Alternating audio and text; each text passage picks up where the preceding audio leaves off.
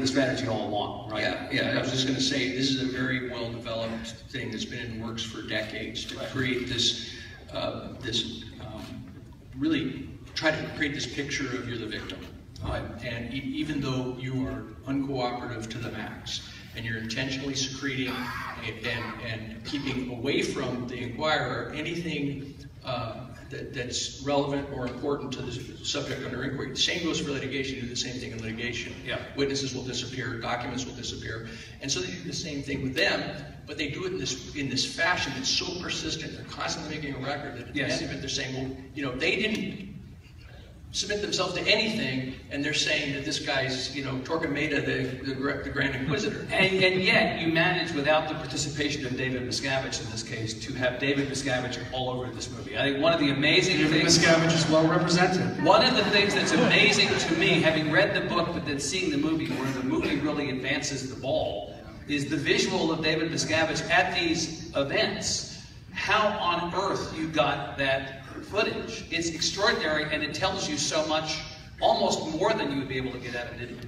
Well, let me just say that the church likes to tout the advantages of the First Amendment in terms of its religious freedom, but documentary filmmakers have advantages thanks to the First Amendment also. One of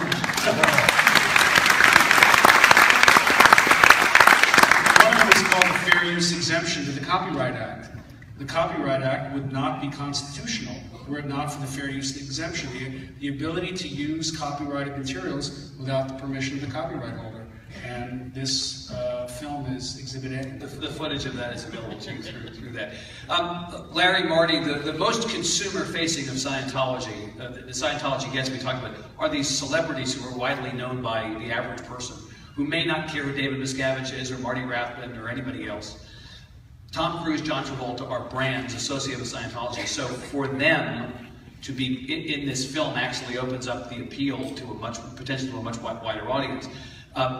The Cruise stuff in particular, Marty, that you talk about on screen here, about actively being sent to break up the marriage, is remarkable. There's been no comment from the Cruise side, from the Kidman side. No one has said boo about this allegation.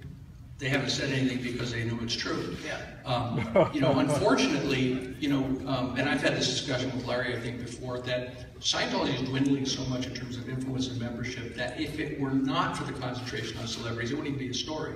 There wouldn't be sufficient interest enough for him to do a documentary, for Larry to write a book about it. And so, unfortunately, this story that I tell about Cruise applies to so many people. I mean, I've had 200 people fly from all around the world since I've left to South Texas to come see me, to kind of help them through this decompression process. Yeah. And everybody's got a story that's just as horrendous, if not more. And the only difference is he's somebody everybody knows. Exactly. Right. And the same, the Travolta stuff has never really been disputed. The stuff that's... the thing that, the reason we're calling them out is they've been the pitchmen for Scientology for decades. And as you know, the church points out, you know, maybe, I don't know, 1 billion people got aware of Scientology because of Tom Cruise, but maybe so. But a portion of those people went into church. Yeah. And if anybody bears a moral responsibility, is the person who's been bringing people into the church because of his own celebrity. And he can use that celebrity to Even though they would legitimately say we're simply worshiping, we're not necessarily advocating for others to join by virtue of them being part of the church. It's effectively like they're the marketing department or the branding department. This is really not about belief, it's about abuse. In other words, people are entitled to believe what they want to believe. They're not entitled to endorse abuses. Walks up to the line. So we're going to take questions. We have some time, not an enormous amount of time, and I believe there are microphones in the aisle. And let me encourage anybody who wants to ask questions of Alex or Larry or Marty to join. How come the wife wasn't mentioned? David Miscavige's Shelley wife. Miscavige? Yeah, that's all. Shoot. She's locked in a building. Movie's not on for 2 weeks. You have time to go back and correct it in post, right? That's, you know, what about... No, there's only the honest answer is there's only so much room, and particularly when you're making a film, there were many stories in the haiku-like 4-hour version that I I was convinced was so short that everyone would have loved it. But when we condensed it down to 2 hours, a lot of things fell. It'll be on the DVD, right? On the director's cut, right? I have a question to get the IRS to rescind the tax-exempt status for Scientology. That really is in a lot of ways the key pivot of the narrative. As it said in the movie, if the IRS doesn't decide to drop its issue with the church doesn't exist, right? Isn't that the... Well, the church can exist, but the church doesn't have the financial advantage. Right. I mean, for all practical purposes, it's, you know, financially... Well, Alex, it would have gone out of business if you could not pay that $1 billion. Back in '93, yeah. Right. So what is it going to take now for the IRS, to the questioner's point, to reopen this? What's going to take is a real development of the what they call the public policy issue, which is they operate substantially in violation of public policy, which under that ambit is all the things that they do outside the four corners of their buildings to deal with critics, to deal with criticism, to deal with that. And I think that's the only hope, because when you start getting into all the other issues about how they deal with their finances and you know, whether they're religious or not religious, you're going to lose that with all the court precedent that's been established. The IRS is powerless, their hands are tied. But, and I think it's the most remarkable thing that they continue to do and get away with is, you know, because I'm facing it day in and day out, right?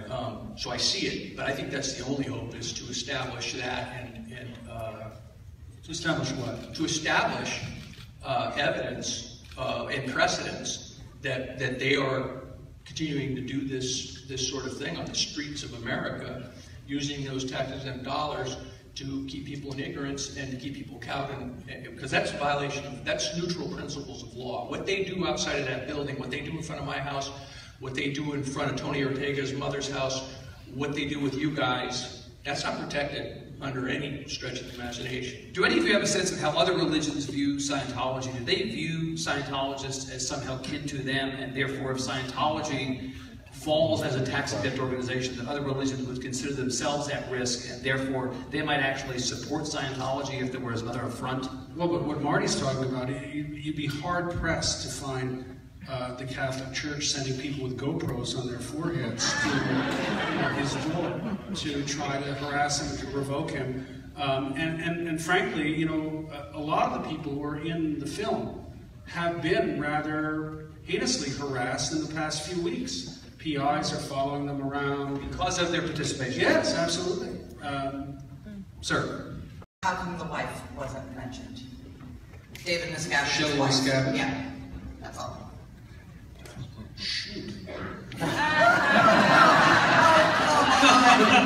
locked in a building. Movie's not on for 2 weeks, you have time to go back and correct it in post, right? You know, what about... there's only the honest answer is there's only so much room, and particularly when you're making a film, there were many stories in the haiku-like 4-hour version that I was convinced was so short that everyone would have loved it. But when we condensed it down to 2 hours, a lot of things fell. It'll be on the DVD, right? On the director's cut, right? I have a question for Marty. Did the high leadership, the executives, have any clue or knowingly know the history of Hubbard? Clue, yes, but there is a very elaborate indoctrination, particularly people like myself who are on the external facing front who have to deal with that sort of thing. It was like Haggis said up there, a regular Scientologist just turns his ear to it and doesn't listen to it, okay? But people who have to be exposed to it, there's an elaborate indoctrination that's, you know, then and there was convincing, that has answers for all this and how it's all taken out of context and how this is discredited and that's discredited. I mean, I feel sort of ridiculous saying that now because, you know, it's like if you go and look up the Scientology's response to this documentary, they've created enough videos to constitute a documentary on each person who speaks on there, and it's just this incredible litany of horrendous stuff, and they paint this terrible, horrible picture of each and every one of us, including the makers of the film and the writer of the book. But yeah, they're really adept at rewriting history. No one acts like this. Again, the picture of L. Ron Hubbard presented in the book and in the film is just not believable the things that he's claiming and the facts of his biography that are clearly not the case. So are people inside the church pretending that they are? Is there no open acknowledgement? Or is it that there are people who actually think, no, this actually happened? This is exactly as it's been told to us. We had this lengthy discussion at the New Yorker when Tommy Davis finally arrived with this delegation of Scientology lawyers, and 47 white binders of material in response to our 971 fact-checking questions. That was the first volley of our fact-checking. And there was an instance where they just, Tommy said something about Hubbard's war record. And yeah, if I can phrase it, I'm paraphrasing, but if it's true that Mr. Hubbard was not blinded and crippled in the war and didn't heal himself through Dianetics, then Dianetics is a lie and Scientology is based on a lie. And on the New Yorker side of the table, all the eyebrows went up because this is checkable, so the war. The St. Louis has the military archives, and we'd already done a FOIA request, and so we sent an intern to St. Louis. And meantime, Tommy gave me this kind of discharge sheet of it's listing all of Hubbard's medals and that he had been awarded, and his heroic actions. And when we got the actual records, there was a discharge. It didn't look anything like the one the church gave me.